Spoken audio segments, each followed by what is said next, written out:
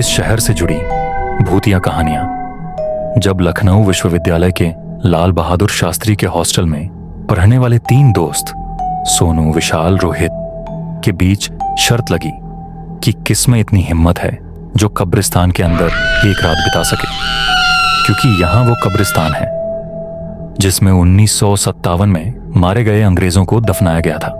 और उन दोस्तों में से विशाल ने हिम्मत दिखाई और शर्त मान ली। अगले दिन तीनों दोस्त विश्वविद्यालय से निकले और नदवा कॉलेज और पक्का पुल के रास्ते से होते हुए कब्रिस्तान के पास पहुंचे। रात के करीब 1 बज चुके थे। सन्नाटा छाया हुआ था और सिरदीचक पर भी 1-2 गाड़ी वाले नजर आ रहे थे। तीनों दोस्त कब्रिस्तान में पहुंचे। कब्रिस्तान के चारों ओर दीवार टूटी हुई थी, कोई भी आसानी से अंदर जा सकता था। अब रात के करीब 1 बज चुके थे। सोनू: ठीक है विशाल, कल मिलते हैं अगर तुम जिंदा रहे तो। विशाल: अरे जिंदा क्यों नहीं रहूंगा, मुझे भूत से डर नहीं लगता है, और जब डर ही नहीं लगता फिर डर किस बात का। इतना कहकर विशाल जोर से हंसने लगा। सोनू और विशाल आपस में बातें कर रहे थे, पर रोहित पास की कब्रों को बड़े गौर से देख रहा था और कब्रों के ऊपर लिखे नामों को बारी से पढ़ते हुए बद्धा रहा था। सोनू: रोहित, तू कब्रों को इस तरह से क्यों देख रहा है?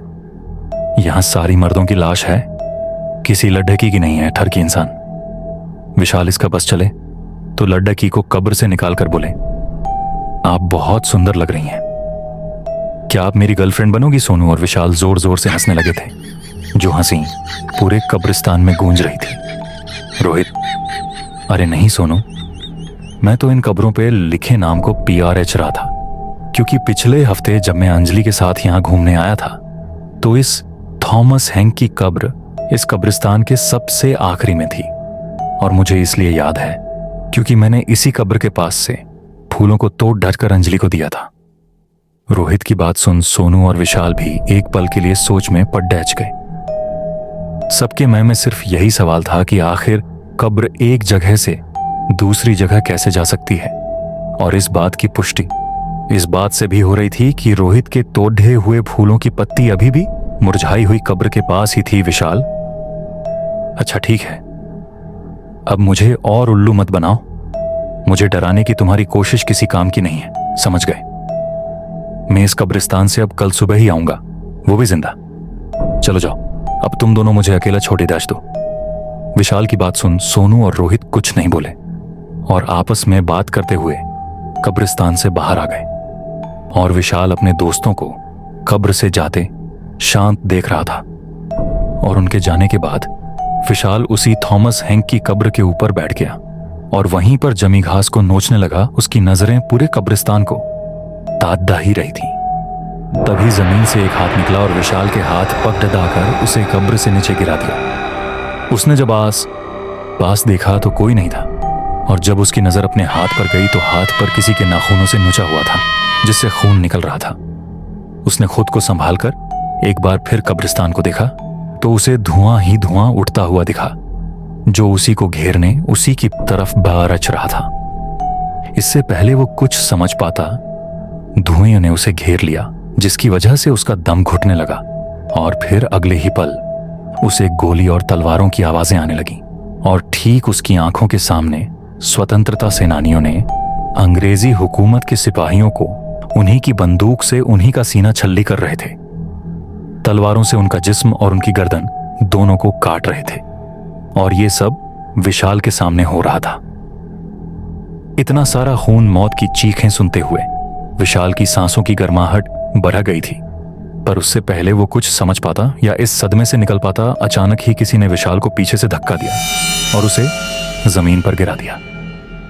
उसने जब पीछे मुद्दा कर देखा तो कोई नहीं बल्कि सोनू और रोहित ही थे, और सारा धुआं एक पल में गायब हो गया। सोनू: अबे देख कितना फट्टू है ये रोहित, अबे जब इतना डर लगता है तो यहां अकेले आने के लिए हाँ ही क्यों करी? जरा अपने चेहरे का रंग देख, डर के मारे कितना उतरा हुआ है। सोनू और रोहित जोर से हंसने लगे, क्योंकि अचानक से धक्का लगने की वजह से वो डर गया था। विशाल: बंद करो तुम लोग अपनी ये नौटंकी और चलो यहां से, मुझे और नहीं रहना इस कब्रिस्तान में। तुम्हें अंदाजा भी है मैं अभी क्या देख रहा था? विशाल जानता था कि जो उसने अभी देखा है वो कभी अपने दोस्तों को समझा नहीं पाएगा, इसलिए झुंझलाता हुआ दोनों से कहकर बाहर जाने को हुआ ही था। तभी रोहित ने उसका हाथ पकड़ डीएचओ से रोक लिया। रोहित, अबे तू अकेला कहां चल दिया? चिंता मत कर, तेरे साथ साथ अब हम भी इस कब्रिस्तान में रुकेंगे। फिर तो ठीक है ना विशाल, पर रुकना ही क्यों है? जब से मैं आया हूं अजीब सी ठंड लग रही है और तुम दोनों के हाथ भी तो बर्फ की तरह ठंडे हो चुके हैं। मैं कहता हूं चलो। विशाल रोहित से हाथ छुद्धा कर कब्रिस्तान की बाहर की ओर चल ही रहा था कि अचानक ही सोनू ने उसके गले में रस्सी डाल वापस से उसे कब्रिस्तान में घसीटने लगा। विशाल, सोनू, ये तुम क्या कर रहे हो? मैं विशाल, तुम्हारा दोस्त, तुम मेरे साथ ये क्या कर रहे हो? विशाल चीख चीख के सोनू से कहे जा रहा, पर सोनू ने उसकी एक नहीं सुनी और घसीटता हुआ एक पेड्डाज के पास ले आया। फिर रस्सी को पेड्डाज की दाल पर फेंक दूसरी तरफ से खींचता हुआ विशाल को फांसी चढ़ाने लगा।